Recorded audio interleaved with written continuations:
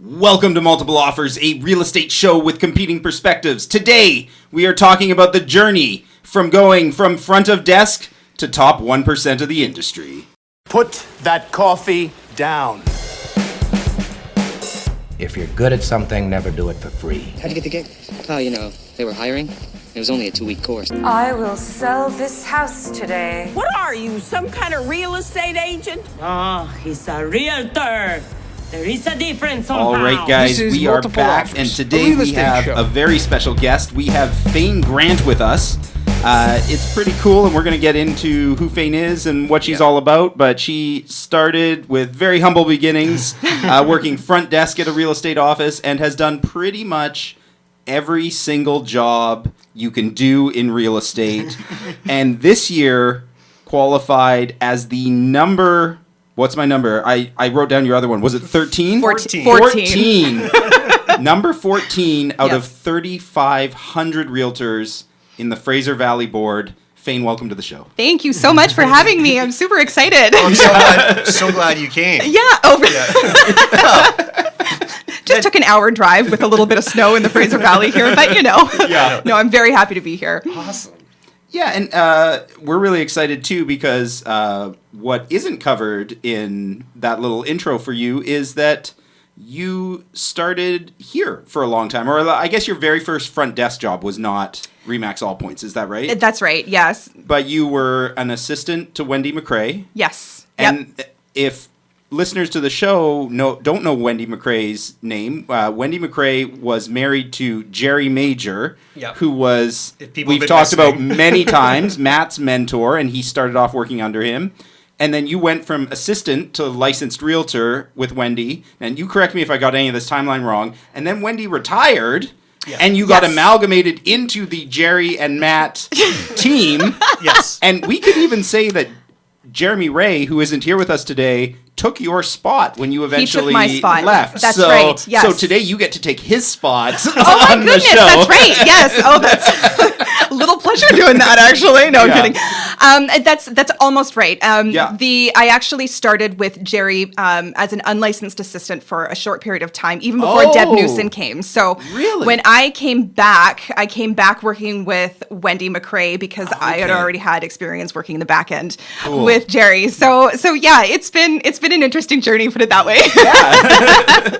Well, and we're going to get into all sorts of talking about that journey and the tactics going from being a buyer's agent. You worked on a few different teams, not just Jerry Major. That's so right. We'll get all into that stuff. But before we do, Matt, how are you doing? What's going on? I'm lost now. This is a lot of setup. Yeah. Well, okay, fair enough. I'm a little lost too. I don't have any sort of real estate check-in. I do have, I woke up this morning to like 95 messages in a WhatsApp group. I have a real estate sort of brainstorming that's a lot. WhatsApp group of, it's realtors all across Canada. Mm-hmm. I'm like, what could they be talking about? 95 messages. Well, they got a 3-hour head start on you. They do, but this was not real estate related. There's a, did you see the news about that cruise liner, the Japanese cruise ship that they quarantined? Yeah, there's a realtor from Langley in my group who's on that ship. Oh. And she's on that ship with her elderly parents. And so stay in your room. 14 days quarantined in a tiny little room.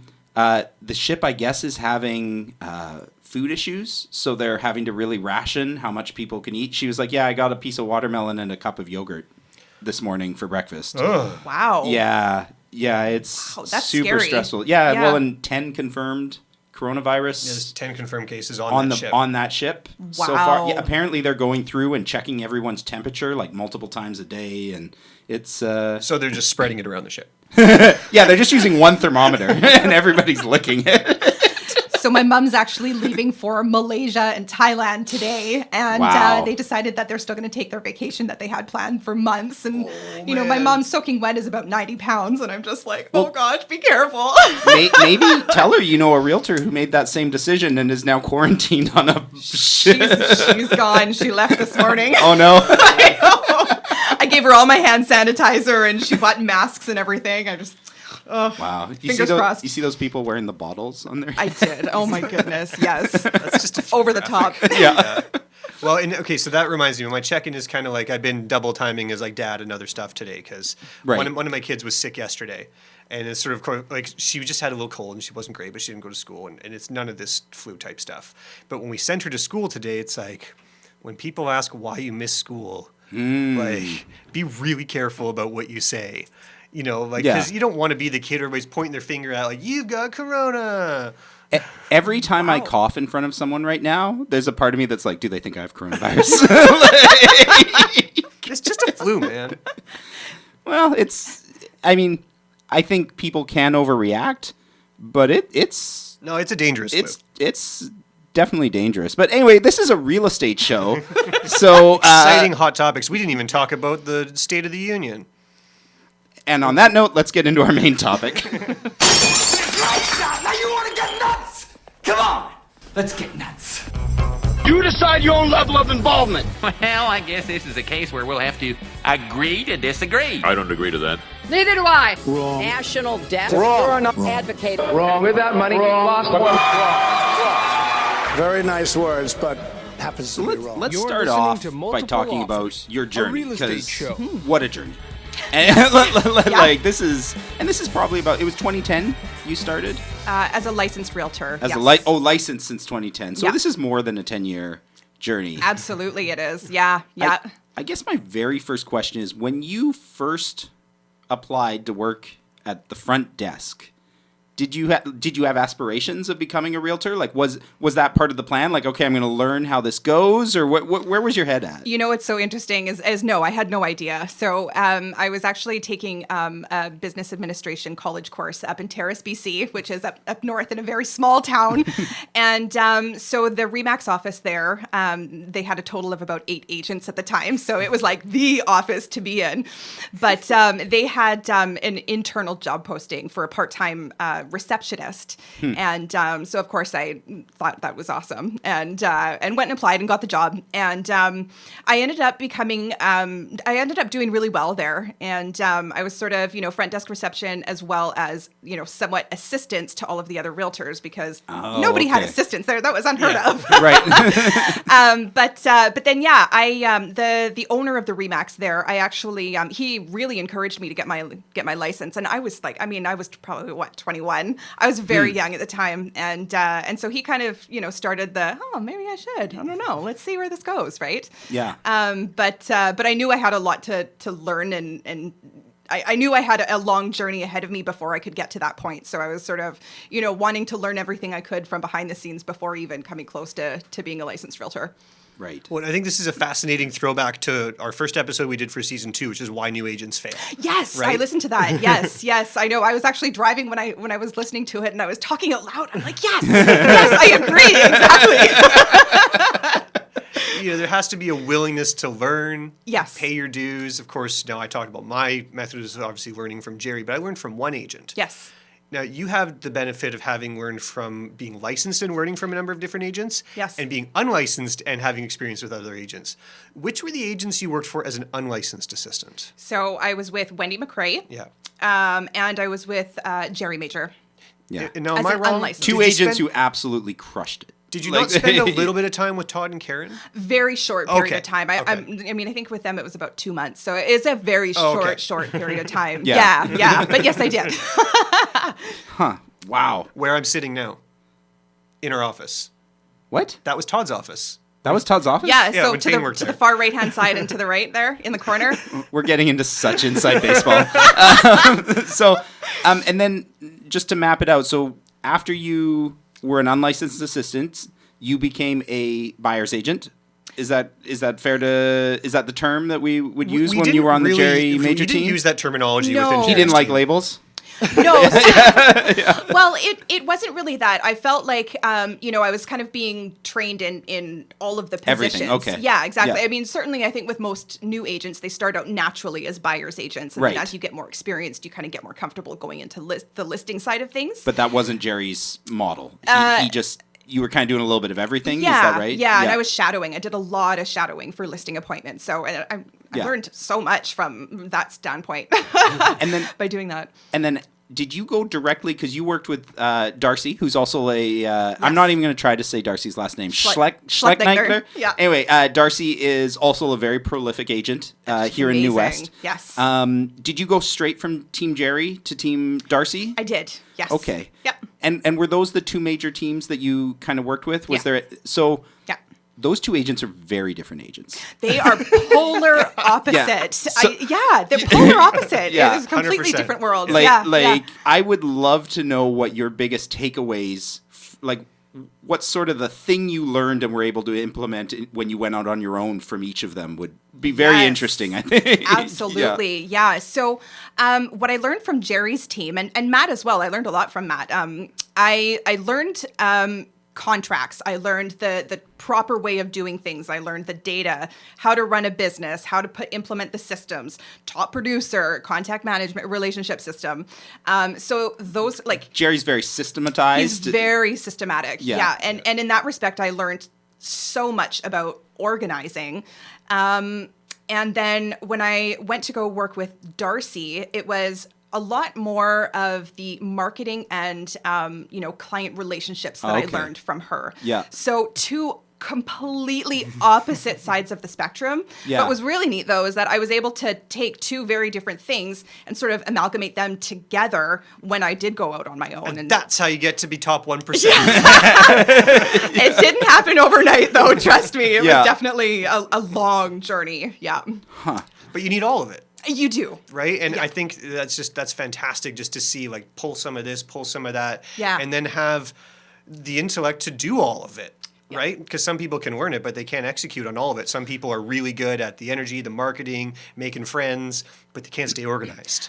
100%. And what's really funny is that I used to think of myself as a very organized person. And then as soon as I got to be busy in real estate, it was like all that organization skills just went completely out the window. Done. It's easy to be organized when there aren't fires to put out everywhere. Well, that's just it. When you're sitting at your desk and you have your way of doing things, everything is very systematic, and that's perfect. But then when you're out and about and actually, doing real estate, as a realtor, it's all of that organization goes out the window. Awesome. I want to talk more about sort of the Faiene we don't know, because we knew Faiene for a couple years and then we left, and we haven't heard much for 5 years. Yeah. But before we pass on to that, I just sort of want to close with the years where we did know you, that the time where you were working with Jerry and I, Jeff asked, is Faiene a buyer's agent? Yeah. Not so much. Faiene would spend a lot of time doing everything, and that's how I started too. I followed Jerry everywhere he went. Yes. So the first year that we were in business, I did all the deals I did, and I went everywhere he went as well. Yes. Yes. And it was great. But the big thing, and I was telling Jeff this the other day, when you were working with us, was, we'd be like, well, we need to fill our open houses. We have lots of listings. So you go to one, I go to a different one. Yep. Well, an open house didn't go by where Faiene didn't make a friend. Yeah, Matt, that's true. That's super interesting. Yeah, Matt said you were one of the absolute best people ever at picking up open house leads. Really? Oh my goodness, that's awesome. It was so long ago, my goodness. But definitely connecting with people on a face-to-face level, that's definitely where that's where I do the best as far as getting clients and really sort of establishing that that first impression. So if we went back, if you had been on our episode about why new agents fail, yes, and you were in charge of telling a new agent how to meet people at open houses, what would be the piece of advice you would give them?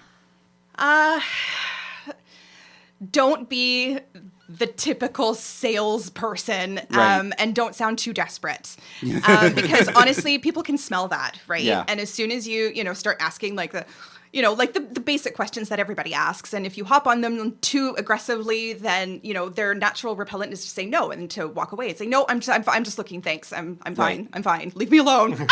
Yeah. Right. So I think it's you have to talk to them as a real individual person. You have to kind of know. You kind of pick up their body language and see what kind of person they are. Are they super friendly with me, or are they a little bit more quieter? And so you kind of have to match. Communicate with them in such a way that that they like to communicate, and I think that's just people skills. Yeah. Really. Awesome. So, let's get into Faiene post-team. Yeah. So, you've learned everything as an unlicensed assistant. Yes. And then you've been part of two very successful but very different real estate teams. Mm-hmm. What is the point where you're like, you know what, it's time to do this on my own? How does that change happen? So I think I went through, a process within my first 5 years of being licensed. Is I was like, I'm learning so many things of all these teams that I'm working with, and I'm trying to mimic their persona, because as a member of their team, you have to present what they represent, so to speak. So I was still kind of trying to find what's my thing? What am I good at? Like, where do I fit in the whole grand scheme of things, I guess you could say? Where's my niche, right? I was still trying to figure out what my style was. And I think, so after leaving Darcy, I left because we went to Abbotsford. And so so you moving was the sort of inciting incident to changing things up. Yeah, exactly. And we still did sort of work together from a distance, so to speak. And we still refer clients back and forth and stuff. But yeah, like that's essentially why I left. Right. The team there. So I hope this question does not offend you in any way. Not at all. Nothing can offend me. Nothing can at this point in time, trust me. Well, and what you just said applies to what I'm about to ask. Right, yeah. Because, we've interacted a little bit online, but, when you were here, I saw you every day. Yes. And I would say the difference between you in this office today versus you in the office when you were last here is you're almost a completely different person. Yes, 100%, absolutely. It was very clear when you were at the office that you knew what you were doing and you were good at it. But what was missing, which I think is so clear now, talking to you now, you are one of the most confident people we've talked to about real estate. No, it exudes they know what you're talking about, and you are confident in that. Yes. I don't think that was present when you were here at the office, especially not the way it is now. Yeah, exactly. Your statement about you can't offend me is a perfect example of what I'm talking about. Right? Yeah. Yeah. How did that build? Because I assume, and you tell me if I'm wrong, but I assume it wasn't went out on my own and boom, top 1%, easy peasy. I wish. No. So, I mean, it's true. I think back on how I was, when I was in this office, I was in a very different place, mindset wise. And, I'm sure people were probably taking bets whether or not I would, last in the business or not, right? I don't think anybody thought you wouldn't. Yeah, I'll last stop you in right the business. there. We all knew you'd do it. Really? Yeah. Oh my gosh. That's surprising. But I will say, I don't think if you went around the office and said, hey, who's going to turn into an absolute rock star? Right. That it would have been like, well, Faine's gonna just crush it out of the park. Like that. And you wouldn't say that about most people in the office. Totally. That's not a knock on you at all. That's just top 1% is 1 out of 100, right? And carry on with obviously how the confidence built. But I will say, I remember when you chose to leave and you're making a change, and the one thing I said was you need to stay here at our office. Yeah, you can do this. And you just looked at me and you're like, I don't know. Yeah. And I was like, no, you can do this. and I wasn't the only one. It was everybody knew. But anyway, tell us more about how it built up. So I guess when I first was licensed, I was in my early 20s, and it's funny, you look back on your 20s now. I mean, I'm 36, and I'm not by any means older than older than can be, but in my early 20s, I thought I had it all under control. I thought I knew everything. And then, after going through a few breakups and going through, some soul searching, by the end of my 20s, I realized I had no idea anything about life at all whatsoever. So I really had to, kind of go through the self-discovery and rediscover who I was, right? But then, I think the biggest problem that I had when I was still working with a team, I was trying to learn everything, but then not make any mistakes, right? And so I didn't want to, I was afraid of making you were Jerry mad or Darcy mad, and it is that's just my mindset, because I'm such a people pleaser, almost to a fault. And so, I would get stuck in my head, I would overanalyze, and then, paralysis by analysis, I think is the best term for it. So, to kind of be able to kind of, my journey going out to Abbotsford is almost like I kind of had to regroup. I had to start fresh. I mean, I had to start from the beginning, really, because I know I'm not from Abbotsford originally. I don't know anybody out there. But I did live in Chilliwack for a while. So, I am familiar with that sort of area-wise. That's good to tell people, though, because a lot of people think, the key to being successful in real estate is you have to have grown up there. Totally. Yeah. Absolutely. And that's, it's going to take you longer to kind of establish what you do in your business. But, it's definitely, I started completely from scratch out there. So, I think I felt like I was treading water for a really long time, and I was kind of getting to know, what office I wanted to be with, what kind of my style was. And I really had to try a lot of different things, marketing wise, style wise, just, I tried everything. I bought every lead generation system in the book, and I wasted so much money on everything, right? And then, I bounced around from a few different brokerages as well, too. And, then I realized that I have all these skills, and they're all in my head. And how do I execute them? Because I would, spend so much time just doing, feature sheets and all this. And I'm like, wait a second, I'm the 80-20 rule, like I know that that's what I'm supposed to be doing, but I just didn't really know how to organize myself in such a way to put it all into perspective. So a couple things happened. I ended up getting a business coach who really kind of got me on the right track as far as like, okay, what are you good at? Mm-hmm. What do you like doing? What do you not like doing? What's your forte, and where do you need help? I was like, oh my gosh, wow, this is magical.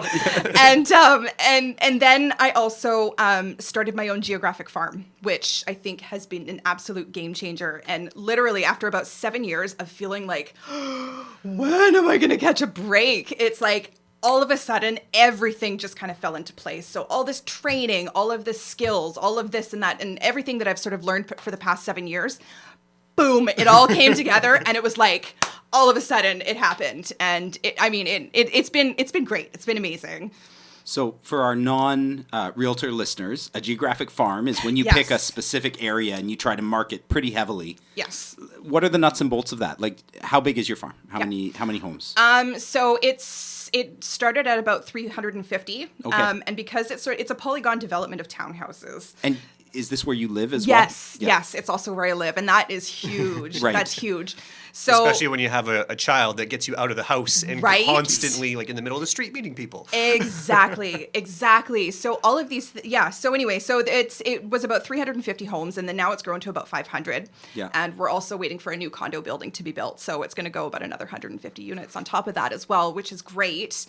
And then so it's sort of it's sending market updates in the form of a nice newsletter, and that's kind of the first thing that I started to do consistently. And then I would do... And was that once a month? Once a month, yeah. So I have a company do that for me, and it's probably, more expensive than it needs to be. But you know what? They're on it. It looks really nice. And it was like, all of a sudden, I started getting these calls.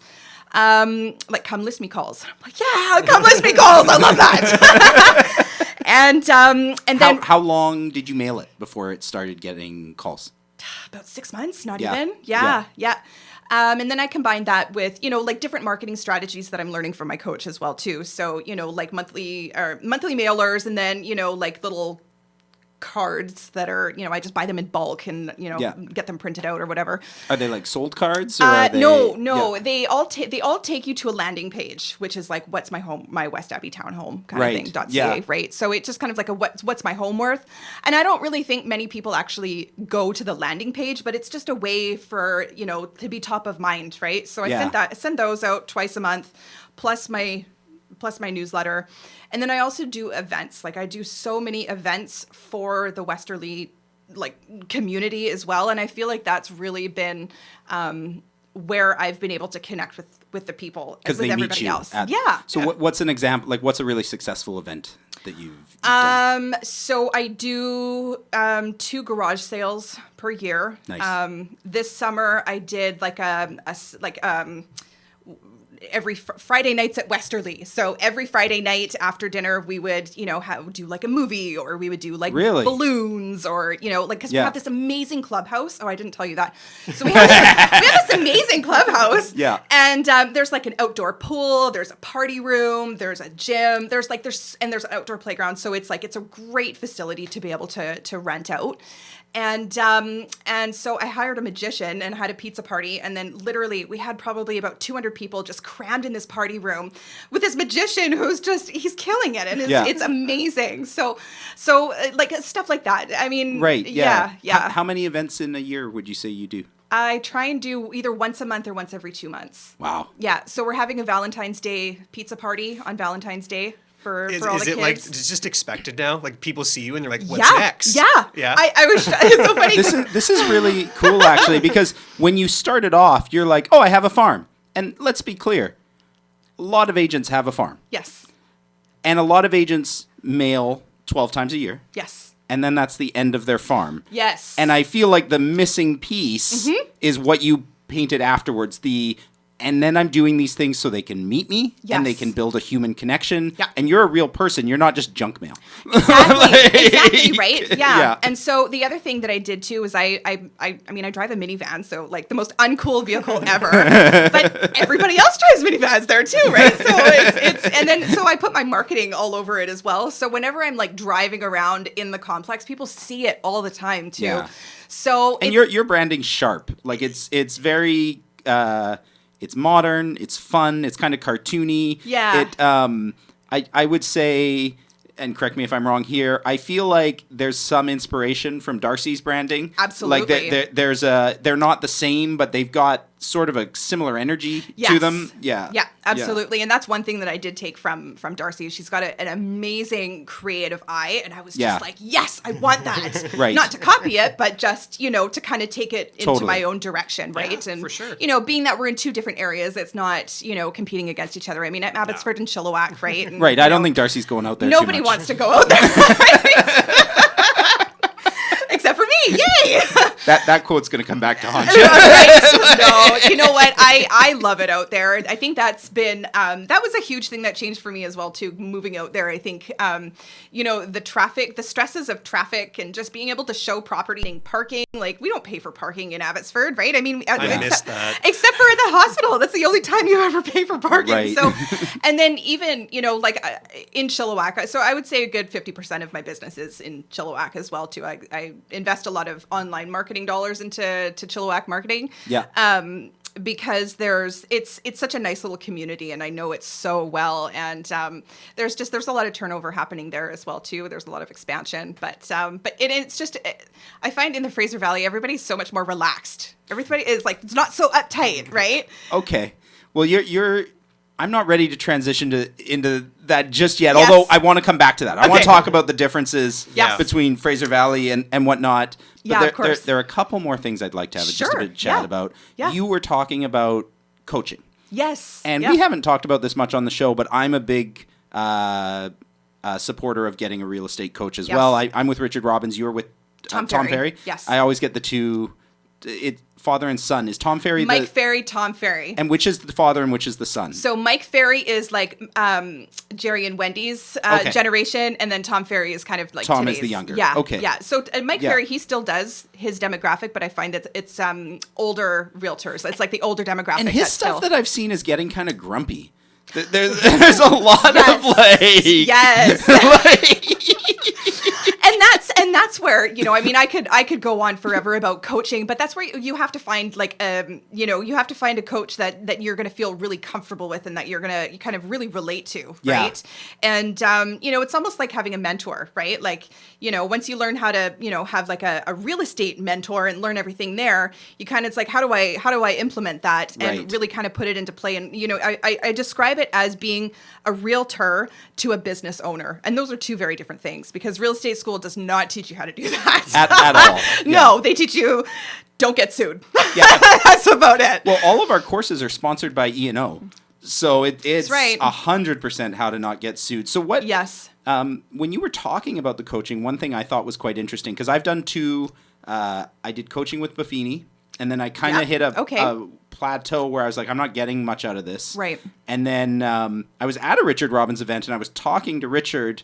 And he was like, oh, you think this is something you're interested in? And I'm like, well, I plateaued with this other thing. And he had the great line. He was like, oh, Faiene might hate that he said this. But he was like, oh, I like Faiene and what he teaches. But think of that as high school graduation versus university education. Right. And at first I was like, oh, what a line. Like, you're so full of it. But having been through the systems, I think it's correct. And the biggest difference to me, which I think if somebody's thinking about getting a coach, is what you said as well. I don't know anything about Tom Ferry, but I heard you say he asked me what my strengths were. Yes. We talked about what I'm good at. It sounds like it's a very personalized to you business plan. Faiene taught lots of stuff that is still relevant to my business today. But there was one system for everybody, and you learned how to work it. That's right. Whereas in Richard Robbins, like, there was another agent, Wes, who also did coaching. And we were in it around the same time, and I was like, hey, what are you doing? And we were doing entirely different things, because Wes and I are very different people. Totally. And the stuff that works for Wes would not work for me, and vice versa. Exactly. Which I think is really important, that if you do get into coaching, that you get one that isn't just one system, one size fits all. Yep. Because I don't know, it just doesn't. Well, and I've had multiple coaches with Tom Ferry as well, too. So, I mean, who you get as a coach definitely plays a factor into what you're going to get out of it as well. I mean, I have my coach right now. She was my original coach, and then she had to take a leave of absence for a while. But she was amazing. She's a realtor in Toronto, and I can see myself as her in 10 years from now, right? Like, so like I could really, really relate to her. And then for the past year and a half, I've had another coach from Toronto as well, and his style was more sort of data and systematic, where it was awesome too. I learned so much from that style as well. And then now I'm back with Janelle, right? And so to kind of, like, again, and it's just like learning everything from different teams, but from the coaching perspective, right? So you kind of get a little, you take what you want, and then you kind of implement it in how it works for you. Yeah. And on that note, this is going to be an awkward transition, but taking what you want and implementing what works for you. Yes. You recently went to EXP. Yes. Realty. Yes. Now, for those who don't know, EXP is kind of this new idea in real estate where it's essentially a virtual brokerage. There is no office space. Very different than your traditional brokerage models. Yes. And this is purely selfish, but I'm curious. What was that like? Because you weren't there very long. You switched back to a traditional model. Yeah. And it's funny, my phone has been ringing off the hook, actually, about, Faiene, what happened? What happened? Yeah, now that we've got you trapped in a room. Right? I know. No, so the truth of the matter is I've actually been watching the company even before they came into BC. I had an introduction to it about 2.5 years ago. And, like, of course, my theme is the modern realtor, and I was, like, I really love the technology aspect of what they've got going. So I've been watching the company, and I've been watching it grow, and now that it's come to BC, and so I was just like, my curiosity. I have a really curious mind, I guess you could say, right? So, anyways, my curiosity was just getting so demanding. Like, it's this little voice in my head that was so demanding, but. It was really hard for me to leave home life in the first place because I really love my office. Like my managing broker is phenomenal, and just the atmosphere there. It's a really good office for my area. So when I left, I was like, I had the mindset that maybe this wasn't going to be permanent. I had to go check it out though, right? Like I had to go see what it was all about. Yeah. And I had a girlfriend that was her and her husband was part of the team. So anyway, I transitioned over, and I just realized very early on that it just wasn't for me. Like I enjoy having the home base. I enjoy having the office to be able to go to. Right. A lot of the conveyancing stuff, as agents, we're expected to do that. And my poor assistant, I mean, she was having a hard time with an onboarding process. So, I think that they have a really a great thing going. Yeah. But it was sort of a team decision that, around the new year, we were, had a team meeting, and I have a team. I'm not sure if I told you guys that. No, we didn't talk about that. How big is your team? So I have 2 unlicensed assistants. One lives on Pender Island, and she's my transaction coordinator. Cool. Yeah, she used to live in Abbotsford, and she's been with me for quite some time. And then I have another unlicensed assistant who also lives in Westerly. I brought her in. I was a past client, and now she lives right next door to me conveniently. And she comes to works from my home office. And then I've just hired a new agent who just got her license. And so I'm going to get her on board. And it's the circle of life. It really is. Yeah, exactly. So we just moved into a new place in August. And so now we have a home office. So I'm able to kind of work with baby on my hip. And, like it's really good. But what were we talking about? You were just talking about your team. Yes. You like having the team. We were having a team meeting. Yeah, and I just kind of I was chatting with my transaction coordinator, and she's just we were like, okay, what would you think about if we went back to home life today? And she says, it would be a huge relief off my shoulders. And I'm like, good, me too. Okay. It's very apparent that this is our home, this is where we belong. This is what we're comfortable with. It just makes sense. And so we just transitioned back very quickly. There you go. True or false? Because you hear all sorts of stuff about EXP. Of course. Do you pay to talk to a manager? Is that correct, or is that propaganda? A managing broker? Yeah, like if you have a question for a managing broker, do you have to? No. So that goes around. Like I hear that all the time. Like $100 every time you want to talk to. Not that I know of. No. No. Okay. No. The managing brokers. I mean, it's they have like a workplace chat system. So it's pretty. There's always going to be some managing brokers on hand if you need to talk to somebody. Yeah. It's just all virtual. Right. Yeah. Okay. Well, should we get into some of the fun differences between? Yeah, let's take a moment here. Take a break for a second. Take a little break. We'll come back and we'll talk about how the Abbotsford market is different from New West Tri-Cities and kind of what's going on there. Yep. So, Faiene. Yes. Abbotsford, New West. Yeah. Totally the same market. Like what are the what are like the big concerns that come up in Abbotsford that don't come up in New West? I would say, so the biggest thing here is, I remember to be like the oil tanks, the underground oil storage tanks, right? Like, I mean, that doesn't happen in Abbotsford, really. No oil tanks out in Abbotsford? Not many. I mean, certain, if they fit the criteria, then obviously you have to do your due diligence. But for the most part, most of the homes are, 1970s, and that's the oldest one you're going to get, right? I find that in the Fraser Valley, you got to worry about grow ops more than anything else. Oh, yeah. Yeah. And work done without permit. That's, people do work without permit all the time, right? And so now it's obviously becoming, more of an issue than it was 5 years ago. But yeah, I would say, grow ups are.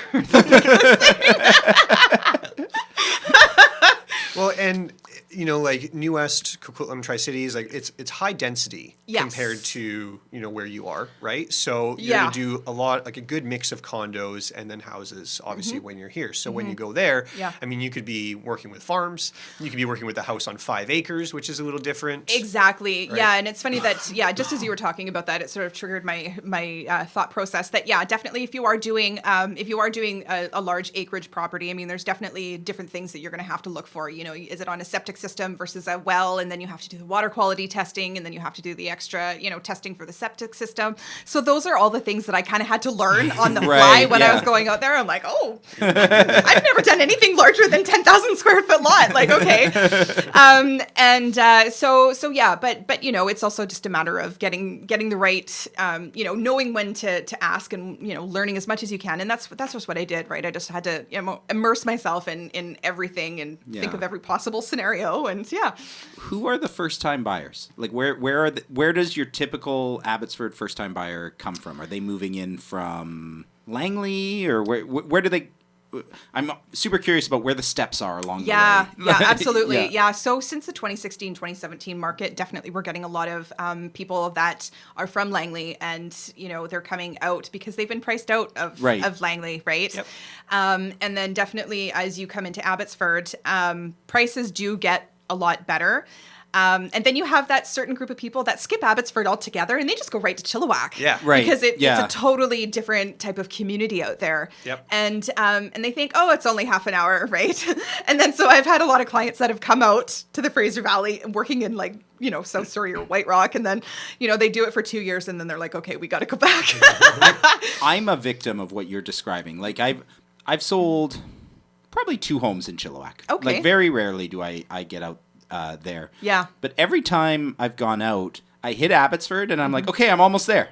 And then like mentally it's not half an hour away until I'm driving and I'm like, oh right, there's still And see, the thing is if I'm driving from Abbotsford to Chilliwack, that drive is you're just going straight and you don't get any traffic at all. But then coming to Langley or to Surrey, I'm just like, I would way rather drive out to Agassiz or Hope than go into Surrey, just because it's it's so much more of a peaceful drive, and it's just everything is a lot more laid back. Do you get many clients who are commuting all the way into Vancouver, or is that sort of out the door? Not really. Yeah. Not really. I think Yeah. the farthest that we typically get is about Surrey. Okay. Yeah. So a lot of people who work in Surrey live out in Abbotsford. Yeah, Abbotsford, Chilliwack even. That makes sense. Yep. So you talk about how some people go to Chilliwack and maybe that was too far. Yes. And then they have to move soon after. Yes. Which, not ideally what we want for our clients. No, of course. But it is good for business. That's right. It keeps it going. And I have a curiosity because you mentioned your farm where you live in your townhouse complex. Westerly has 350 townhouses. Yeah. That's not very many. Yeah. Like in the grand scheme of things, like, you know, only so many can turn over at a time. Yeah. Are you noticing that it's a transitional space where people come in, start a family, move to a house in Abbotsford, or do they leave Abbotsford and go somewhere else? Is there kind of a more typical process? Yeah. So it started at 350 and now it's about 500. Right. What's great about a townhouse geographic farm is that nobody stays there for more than 5 years, right? The average is 3 years and then they're like, too many stairs, not enough room. I'm going to stop you right there. Yes. In Abbotsford. Yes. Nobody, like, that statement is probably very true. Yeah. In New West, townhouses are the end game for a lot of families at this point. Right. Like, Right. And you know what's funny is when I was going out there, it was the same, like I had the same mindset. Yeah. You know, like I had to kind of, I know, now I'm a true Fraser Valleyman, right? But yeah, so most people, they do want to transition into Right. a house. And so I find that, you know, when they're moving out of Abbotsford, they'll either go purchase a single family detached in Chilliwack, Mission, you know, any of the, you know, sort of cheaper places. And I say that with quotations, but just, you know, where your dollar will get you farther, usually in smaller communities, usually farther east. How much more, like, what's the difference between a typical starter home in Chilliwack versus Abbotsford? How much do you save? I would say maybe 50 to 80,000 difference. So it's significant. Yeah, it really is. Yeah. Yep. And that's for a single family detached home. Yeah. Right. Either that or the families are going back into the city because they're originally from there or the commute or what have you. Right. So, yeah. Yeah, they're tired of grandma saying, I never get to see the kids. Right. Exactly. Yeah. And the drive, the Highway 1 drive is just, I mean, it's so bad during rush hour. If you're doing it all the time, it wears on you. It right? really does. It really does. So, yeah. What do you find is the mentality of the process? Because now when you left here, our market wasn't in this awful situation where we had, you know, poorly written offers or unconditional offers and all this stuff. So what's the vibe now? My frustration with the market right now is we get offers and agents, you know, they want documents tomorrow. You write an offer as a buyer's agent and they say, why is your subject removal so long? And it's 8 days. You know, like, how does that sort of look for you? We are definitely more relaxed when it comes to your deposit amount and for the subject removal. Like, I always know when I'm working with a realtor from Langley or the city, I'm like, oh yeah, they're from the city, they're so uptight. But I find that things are you know, we're not. You've gone native. I know, right? Look at me. Yeah. So, I mean, for the most part, I would say that yeah, it's a little more relaxed. Obviously, when we were in we're slightly behind you guys as far as activity goes. So what I do is I watch what the market's doing in Vancouver and Tri-Cities and everything. And then I, kind of know that we're a couple of months behind. Kind of like a tidal wave. It comes out. Absolutely. Yeah. So we feel it in Abbotsford first and then it goes into Chilliwack sort of right after that. Right. Did you get to the point where, like, were you getting subject-free offers at the height of craziness? Oh, like, yeah. Huge 50,000 over asking. Yep. Like, okay, so the insanity did come all the way out there. Yep. And just before we move on, Matt said 8 days. It's interesting, as a disciple of Jerry Major, the first deal I ever did with Jerry, I had an 8-day subject removal, and he crossed it out and was like 14. And I'm like, what? And he's like, yeah, I'm not getting the documents that quick. Well, and that's the other thing too, because you have to pay to get the document. Yeah, totally. That's such a Jerry Major. That's why I'm laughing. Don't want to pay a rush fee. No, that was not part of his budget. I'm sure Jerry's never watched this. We were definitely sending this to him. Yeah. Just the one quick clip. Okay, so I'm sorry to have totally derailed. That's so funny, though. Yes. Okay, so 8-day subject removal. Okay, yes. Keeping things in line. We're talking about the wave. I did want to ask you about that because of course. we are feeling a wave right now. Yeah. A couple weeks ago, we started to notice it in Vancouver proper. Multiple offers, things are happening. We're getting a little bit of it. What's your vibe for the Abbotsford Chilliwack market? People listening may be wondering, what do you expect for the spring? I expect that it's going to be a busy spring. We're definitely low inventory right now. we were in multiple offers once already this year. But that was in Aldergrove, so I'm not entirely surprised because Langley Aldergrove, there's more activity that does happen there. That being said, though, I don't feel like we're too far away from being that busy, just because our inventory is so low and buyers are out there too, right? Yeah. Okay. Same thing. Yeah. But so our fall market was I think slower than your guys's, and so when I think you said that you started to pick up in October, November, we didn't pick up in October and November. We picked up sort of like first week of December, and we're like, what is going on here? Yeah, like December was a very busy month.